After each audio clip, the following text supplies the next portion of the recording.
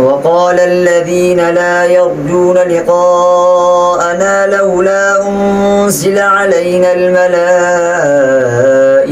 أو نرى ربنا لقد استكبروا في أنفسهم وعتوا عتوا كبيرا يوم يرون الملائكة لا بشرى يومئذ للمجرمين ويقولون حجرا محجورا وقدمنا إلى ما عملوا من عمل فجعلناه هباء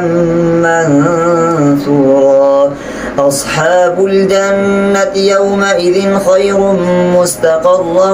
وأحسن مقيلا ويوم تشقق السماء بالغمام ونزل الملائكة تنزيلا الملك يومئذ الحق للرحمن وكان يوما على الكافرين عسيرا ويوم يعض الظالم على يديه يقول يا ليتني اتخذت مع الرسول سبيلا يا ويلتى ليتني لم أتخذ فلانا خليلا لقد أضلني عن الذكر بعد إذ جاءني وكان الشيطان للإنسان خذولا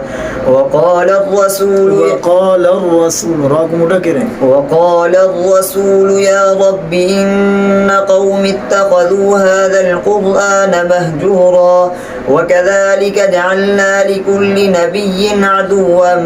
من المجرمين وكفى بربك هاديا ونصيرا وقال الذين كفروا لولا نزل عليه القرآن جملة واحدة كذلك لنثبت به فؤادك ورتلناه ترتيلا ولا يأتونك بمثل إلا جئناك بالحق وأحسن تفسيرا